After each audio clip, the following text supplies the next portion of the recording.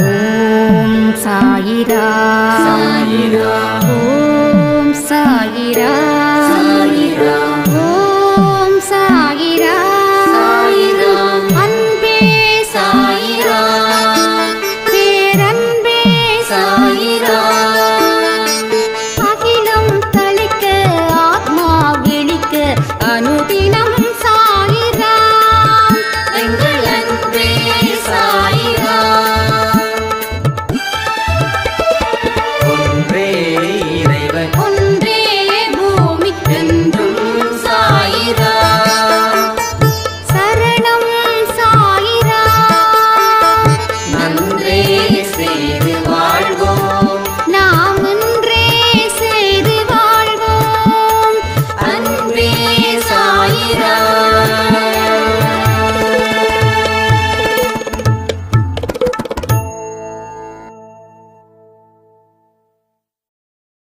சாயிரா. என் உயிரின் உயிரானவர்களே, என்னுடைய எதிர்பார்ப்பை நிறைவேற்றிய சாயப்பாவுக்கு நன்றி அப்படின்னு ஒரு சாய்ராம் சொல்லியிருந்தாங்க. அதே போல இன்னொரு சாய்ராமும் எப்படி சொல்றதுனே தெரியல, எனக்கும் அதே போல கனவு இன்னைக்கு வந்துச்சு அப்படின்னாங்க. கிட்டத்தட்ட 12 பேருக்கு நேத்து கொடுத்த பதிவின் அடிப்படையில் கனவு வந்திருக்கு. அந்த 12 பேருக்கும் பெரிய ஒரு மிராக்கிளை கடவுள் ஏற்படுத்தட்டும், கடவுள் ஏற்படுத்துவார். சாதாரண விஷயங்கள்லாம் இல்லை, நீங்க நினைச்சு பார்க்க முடியாத ஒரு விஷயம் உங்களுக்கு வரப்போகுது. அதனால இப்பொழுதே கடவுளுக்கு நன்றிகளை மட்டும் சொல்லுங்க. ரொம்ப ஜாக்கிரதையா இருக்கணும், ரொம்ப ஜாக்கிரதையா இருக்கணும். ஏன் தெரியுமா, நாம மெல்ல மெல்ல மெல்ல மேலே ஏற போறோம். ஏன் ஏற போறோம்? வாழ்க்கையில உச்சத்துக்கு போக போறோம். இந்த நேரத்தில் ஏதாவது 1-2 டிஸ்டர்பன்ஸ் உங்களை வந்துகிட்டு இருக்கோம், உங்க மனசை மாற்றும். ரொம்ப கவனத்தோட நீங்க இருக்கணும் இந்த இடத்துல. ஸோ இப்போ வரைக்கும் 12 பேர், இன்னும் எத்தனை பேருக்கு கனவு வந்ததுன்னு எனக்கு தெரியல. பட் இன்னமும் அதிகரிப்பதற்கும் வாய்ப்புகள் இங்கே நிறைய இருக்கு. ஸோ கனவின் மூலமாக பல கர்மாக்களை அவர் தீர்க்குவதற்கு ஒரு ஆயுதமாக அதை பயன்படுத்துகிறார். நான் சொன்னது போல 12 மணி பதிவு கேட்டவங்களுக்கு அதனுடைய ரகசியம் புரியும், கேட்காதவர்களுக்கு ஒன்றும் புரியாது. அப்போ கனவின் மூலமாக உங்க கர்மாக்கள் அறுவடை செய்யப்படும். கனவின் மூலமா உங்க கர்மாக்கள் அறுவடை செய்யப்படும். ஏன்னா நினைவின் மூலமா நீங்க நினைவா இருக்கும்போது அறுவடை செய்வது அப்படின்றது ரொம்ப கஷ்டம். ஆனா கனவின் மூலமா அறுவடை எப்படி நடக்குது? விஷச்செடிகள், கர்மாக்கள் அப்படின்றது விஷச்செடிகள். விஷச்செடி ஒரு மனுஷனுக்கு தீமையை தனித்தரும். அதை அவர் உங்களுக்கு எந்த பிரச்சனையும் இல்லாம, ஆனா அதே நேரத்தில் அதை தீர்ப்பதற்கும் சாட்சியாக உங்களை வைத்துக்கொண்டு கனவின் மூலமாக அதை தீர்த்து கொண்டு இருக்கிறார். கனவின் மூலமாக தீர்த்து கொண்டிருக்கிறார். அன்பேசாய் குடும்பத்தில் இருக்கக்கூடிய அத்தனை குழந்தைகளும்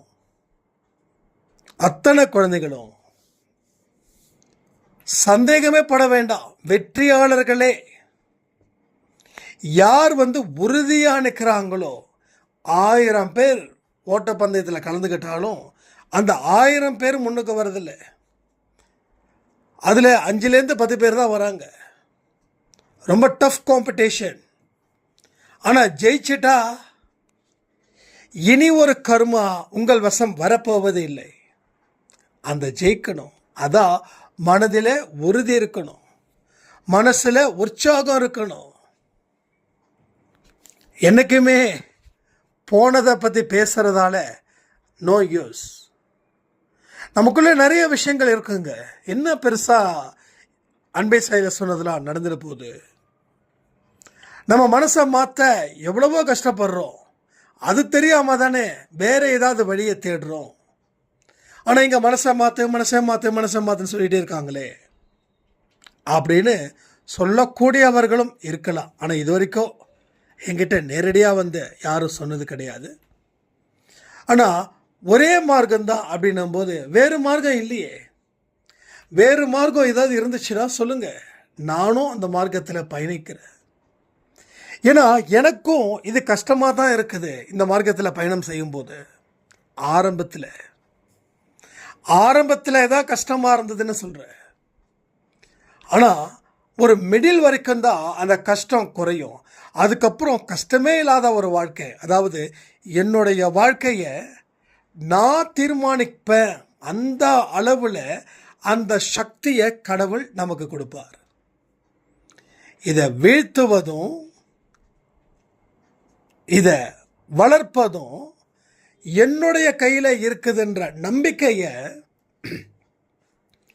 கடவுள் எனக்கு கொடுக்குறாருன்னா அது கொடுக்கறதுக்கு உண்டான பின்னணி என்ன? ஒரே பின்னணி தான். மனதை மாற்றுவதன் மூலமாக நான் என்னை தேற்றி கொண்டது. அது சாதாரண விஷயம் இல்லை. இப்போ நான் சொல்கிறேனே, இங்கே இருந்து நம்ம ஷீரடியில் இருக்கக்கூடிய சாய்ப்பாவை மனக்கண் முன் நிறுத்தி நாம் வழிபாடு செய்ய முடியும்.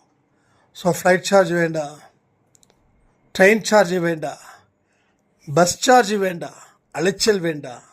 அந்த மகா தரிசனத்தை மனக்கண் முன்னாலேயே உங்களால் கொண்டு வர முடியும். இன்னும் அமைதியாக இருக்கிறதுன்றது சாதாரணமாக, அமைதியாக இருந்து பாருங்கள், அதனுடைய அனுபவத்தை அனுபவித்து பாருங்கள். அந்த அனுபவம் வேற லெவலில் உங்களை கொடுக்கும். எனக்கு ஒரு சின்ன கன்ஃபியூஷன், கொஞ்சம் என்னுடைய கரியரில் நான் கொஞ்சம் அண்டர் டெவலப்பாக இருக்கிறேனோ அப்படின்னு.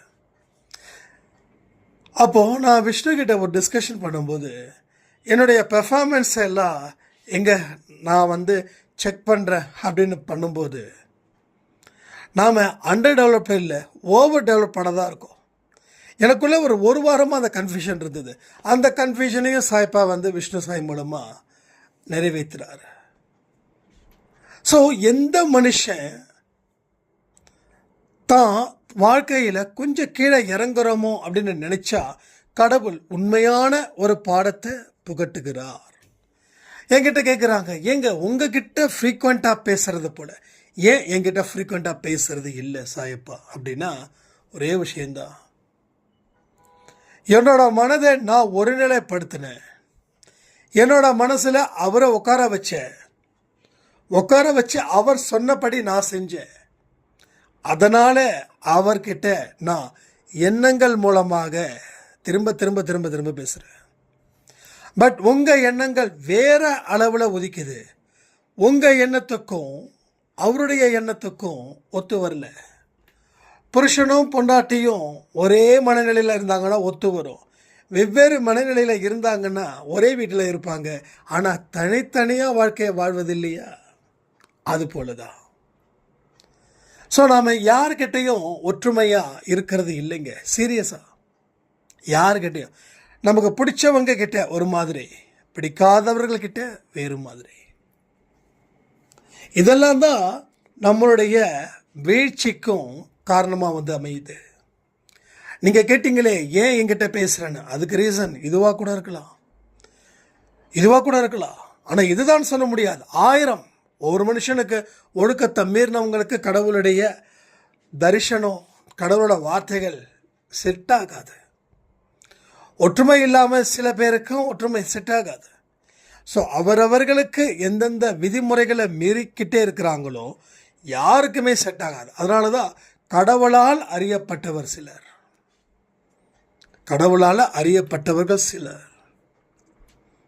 இன்னைக்கு நம்ம அன்பே சாயில தேன்மொழி சாய்ராம் அவ்வளோ அழுக, ஆனந்த கண்ணீர்.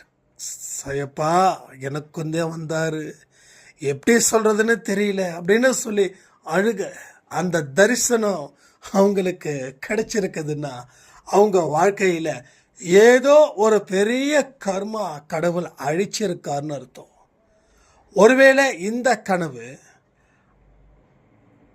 நம்ம சாய்ராமுக்கு வரலைன்னா இந்த பாவம் அப்படியே தான் இருக்கும். இதை தாண்டினா தானே அடுத்த பாவத்தை கடக்க முடியும். இதை தாண்டினா தானே அடுத்த பாவத்தை கடக்க முடியும். 10 பாவம் உனக்கு இருக்குதுன்னா ஒரு பாவமாக தானே தாண்டணும். ஒரே நேரத்தில் 10 பாவத்தை தாண்ட முடியாதுல்ல. அப்போ கனவின் மூலமாக ஒரு பாவத்தை அவங்க தாண்டி இருக்காங்க.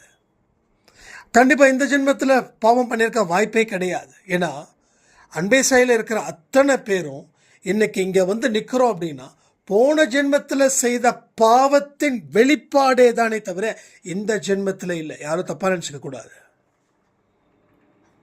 அப்போ ஏதோ ஒரு பெரிய கண்டம் அவங்களுக்கு அந்த கனவு மூலமா, அதே போல் ஏதோ ஒரு பெரிய கண்டம் விஷ்ணு சாய்க்கு கனவு மூலமா, இது மாதிரி இன்னும் நிறைய லிஸ்ட் ஒரு 12-13 பேர் டீட்டெயில்டாக நாளைக்கு சொல்கிறேன் யார் யாருக்கு வந்திருக்கு அப்படின்னு. ஸோ உங்களால் ஏன் முடியலன்னா ஒரே விஷயம் என்ன தெரியுமா? எதையுமே மனசில் முழு நம்பிக்கையை ஏற்படுத்திக்க முடியல உங்களால். அதனுடைய பாதிப்பு தான் எந்த விதத்திலையும் அவர் உங்களிடம் பேசுவதோ நீங்கள் அவரிடம் பேசுவதோ இல்லை. இன்னைக்கு காலையில் கொடுத்த ஆடியோ ஒரு சாய்ராம் வந்து கேட்டு சொன்னாங்க, உண்மையிலேயே என்ன சாயப்பா கன்னத்தில் அரைன்னு அரைஞ்சது போல இருந்ததுங்க. எத்தனையோ விஷயத்துக்கு நேரத்தை செலவு பண்ணுறோம். தேவையில்லாத பேச்சுக்கள், தேவையில்லாத பழக்க வழக்கங்கள். ஆனால் ஒரு நல்ல பழக்க வழக்கத்தை நம்மால் தொடர்ந்து செய்ய முடியாத தகுதி இல்லாதவளா நான் இருந்திருக்க உண்மையிலே எனக்கு தர்ம சங்கடமாக இருக்குது அப்படின்னாங்க. எஸ், நாம் செய்யக்கூடிய தவறுகள் புரியுதா? உங்களோட வாழ்க்கையில் நேற்றை விட இன்னைக்கு சிறப்பாக இருக்கா? எத்தனை பேருக்கு சிறப்பாக இருக்குது? ஓப்பனாக கமெண்ட் பண்ணுங்க. நேற்றை விட இன்னைக்கு ரொம்ப சந்தோஷமாக இருக்க சொல்ல முடியுதா? சொல்ல முடிஞ்சால் நீங்கள் உங்களுக்கு அன்பே சாய் ஆடியோ சூப்பராக போயிருக்குன்னு அர்த்தம். சொல்ல முடியலன்னா அன்பே சாய் ஆடியோவை நீங்கள் சீரியஸாக எடுத்துக்கலன்னு அர்த்தம். பட் இது மூலமாக தான் வாழ்க்கை வளர முடியுமா அப்படின்னு யாராவது கேள்விகள் கேட்கக்கூடிய சத்தம் எனக்கு கேட்குது. கடவுள் ஒவ்வொரு மனுஷனுக்கும் ஒவ்வொரு விதமான மார்க்கத்தை ரெடி பண்ணிக்கிட்டு இருக்காரு. அதில் உங்களுக்குன்னு உருவாக்கப்பட்ட மார்க்கம் தான் இந்த அன்பே சாய் மார்க்கம். இன்னும் பிறருக்கு வேற வேற மார்க்கத்தை உருவாக்குவாங்க. உங்களுக்கு பக்தியோட ஞானமும் தேவைப்படுது. அதனால இது சில பேருக்கு பக்தி மட்டும்தான் தேவைப்படுது, ஆல்ரெடி ஞானம் இருக்குது, அதனால அவர்களுக்கு பக்தி. இன்னும் சில பேருக்கு பக்தியும் ஞானமும் தேவைப்படுது. அப்போ உங்களுடைய மார்க்கம் இது பக்தியோட ஞானத்தை தான் பேசுகிறோம், அனுபவத்தை தான் பேசுகிறோம். அதாவது நேத்தோ இன்னைக்கோ ஒரு விஷயம் சொன்னேன், இதுதான் சந்தோஷம் என் வாழ்க்கையில், அது கிடைச்சதுன்னா நாம் முழு சந்தோஷமாக இருக்கோமா? இல்லை. அப்போ வேற ஒன்றுக்காக ஆசைப்படுறோம். அப்போது எல்லாமே அடைஞ்சதுக்கப்புறமும் எதுவுமே அடையாத மாதிரி இருக்கு. அதுதான் என் ஞானம், அதுதான் ஞானம். கடைசியில் தான் தெரியுது பொருளில் இல்லை, எங்கே இருக்கு? உள்ளுக்குள்ள இருக்கக்கூடிய அமைதி தான்டா ஞானம். புத்தரோட ஸ்டோரி கொஞ்சம் ரிப்பீட் பண்ணணும்னு நினைக்கிறேன். அவர் உண்மையை தேடி எங்கெங்கோ போனார். அவர் யாரும் தெரியும்ல, ராஜா, மன்னன். அவருக்கு எல்லாமே சலிச்சிடுச்சு, உண்மையை தேடி போறாரு. எத்தனையோ பயிற்சிகள், கடுமையான பயிற்சிகள் மூலமா அந்த உண்மையை தெரிஞ்சுக்கணும்னு நினைக்கிறாரு.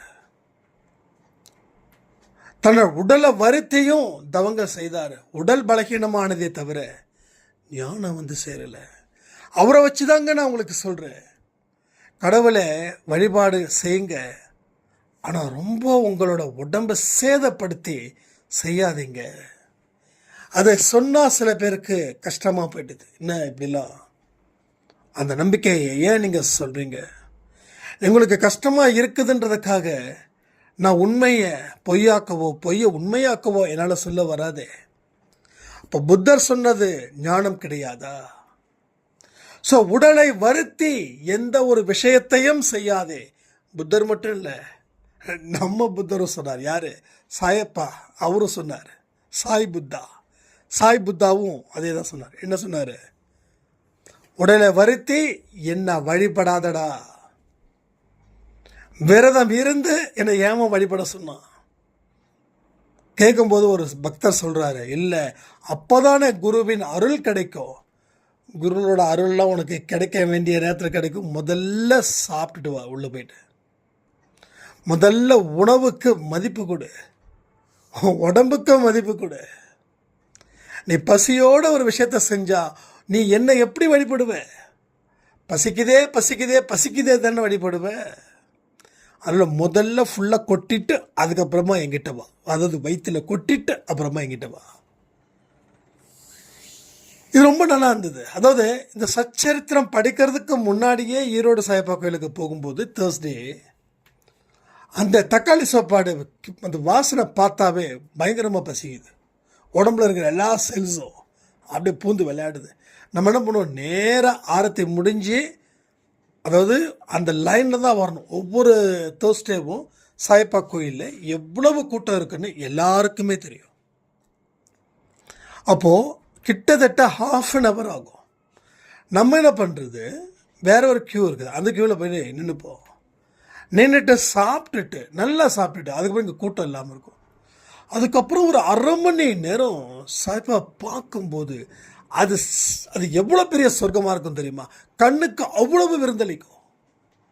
ஒருவேளை சாப்பிடாம போயிருந்துன்னு வச்சுக்கோங்களேன், வேகமாக சாப்பிட்டு வேகமாக சாமியை கும்பிட்டுட்டு அதுக்கப்புறமா சாப்பிட்டு போயிடுவோம். ஆனால் சாப்பிட்டுட்டு பொறுமையாக நிதானமாக வரும்போது உக்காந்துக்கிட்டு அப்படியே அவரை பார்த்து அந்த ரசிக்கிற ரசிப்பு இருக்கே, அது எந்த மாதிரி இருக்கும் தெரியுமா? அப்போதான் ஒரு சாய்ராம் சொன்னாங்க, கோயிலில் இருக்கிற சாய்ராம் தப்புங்க, முதல்ல தரிசனம் பண்ணதுக்கு அப்புறம் தான் சாப்பிடணும், இல்லாட்டி தப்பு. யாருங்க சொன்னா? அப்படி இல்லை, அதுதான் ஐதீகம் இல்லைங்க. சச்சரிதம் புக்கில் படிச்சிருக்கீங்களா? அவர் அதிலெல்லாம் சொல்லலைங்க. முதல்ல சாப்பிடு, அப்புறம் என்னை மேலே எங்கேயும் பார்த்துட்டு ஒரு ஒன்றுமே பேசலை. ஏன்னா சாயப்பாவே சொல்லும்போது மனுஷன் சொல்கிறத நான் ஏன் ஏற்றுக்கணும்? சரிதானே? சாயப்பா சொல்கிறத தான் நாம் அன்பே சாயில் சொல்கிறோம். அதுக்காக நீங்கள் என்னப்பா நீ சொல்கிறத நான் ஏன் கேட்கணும்? நான் தான் சச்சரிதம் படிக்கிறேன்ல. நம்ம சச்சரித்தில் இருக்கக்கூடியதை தான் இங்கே சொல்கிறோம், உங்களுடைய லாங்குவேஜ் முறையில். அப்போ எல்லாரும் வணங்குறாங்க, ஆனால் கடவுளுடைய அந்த அவர் சொல்ல வந்த செய்தியை காது கொடுத்து கேட்கல. ஸோ என்றைக்குமே அப்படிதான். அப்போது வெளியில் தேடி தேடி தேடி புத்தா போகிறாரு, பட் எங்கேயுமே கிடைக்கல. அதுக்கப்புறம் டயர்ட் ஆகிட்டார். அமைதியாக போதி மரத்துக்கு கீழே உட்கார்றாரு. உட்காரும்போது தான் அமைதியாக இருக்கும்போது என்ன தான் நடக்குதுன்னு சொல்லி அது தியானமாக மாறுது. அதுக்கப்புறம் தான் அவருக்கு உண்மை புரிஞ்சுது.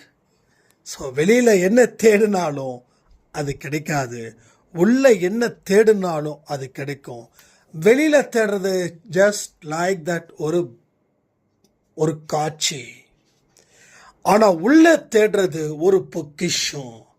நீங்கள் காட்சியாக பார்க்க விரும்புகிறீங்களா, இல்லை பொக்கிஷத்தை தேட விரும்புகிறீங்களா? கமெண்ட் பண்ணுங்கள். ஸோ இது எல்லாத்தையும் எப்போ நீங்கள் முடிவு பண்ணுறீங்களோ அன்னைக்கு உங்கள் வாழ்க்கையில் பல அற்புதங்கள் தானாக மலரும், சுயம்புவாக மலரும். அற்புதம் வேணும்னு சொல்லி கடவுள்கிட்ட நெருங்குறவங்களுக்கு 0. என் வாழ்க்கையை புரிஞ்சு அதற்கு தகுந்த வாழ்க்கையை வாழ போகிறேன்னு சொல்கிறவங்களுக்கு 100 மார்க்கு.